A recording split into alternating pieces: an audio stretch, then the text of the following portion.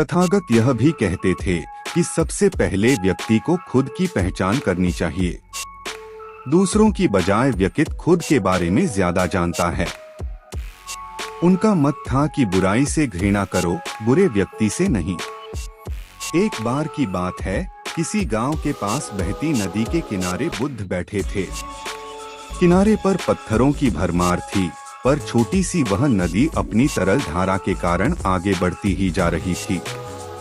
बुद्ध ने विचार किया कि यह छोटी सी नदी अपनी तरलता के कारण कितनों की प्यास बुझाती है, लेकिन भारी भरकम पत्थर एक ही स्थान पर पड़े रहते हैं और दूसरों के मार्ग में बाधक बनते रहते हैं।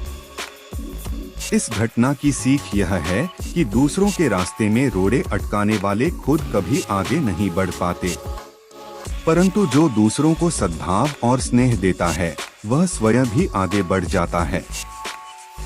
बुद्ध ऐसे ही विचारों में मगन थे कि तभी उन्होंने ग्रामीणों की एक भीड़ को अपनी ओर आते देखा। बड़ा शोर था और लोग किसी युवती के प्रति अपशब्द बोल रहे थे। तथागत ने देखा कि लोग एक युवती को घसीटकर ला रहे थे और उसको गाली भी दे रहे थे। भीड़ के नजदीक आने पर बुद्ध ने लोगों से युवती को पीटने और अपशब्द कहने का कारण पूछा। लोगों ने कहा कि यह स्त्री व्यभिचारी है और हमारे समाज का नियम है कि यदि व्यभिचारी स्त्री पकड़ी जाए तो उसे पत्थरों से कुचलकर मार डालना चाहिए।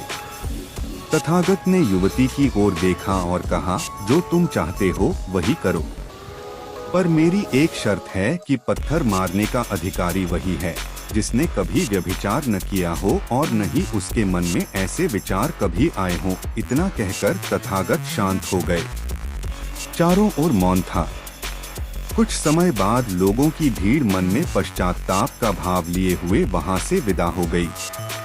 इस घटना से यही सत्य उभरता है कि हम खुद अपने प्रति न्याय कर सकते हैं, दूसरों के प्रति नहीं, क्योंकि हमारी जानकारी दूसरों के विषय में अधूरी होती है। यदि हम किसी के प्रति न्याय करना चाहते हैं तो उसे ऐसा प्यार और स्नेह मिलना चाहिए कि खुद ही अपने दोषों को स्वीकार कर ले और उन्हें पुनः न दोहराने का व्रत ले।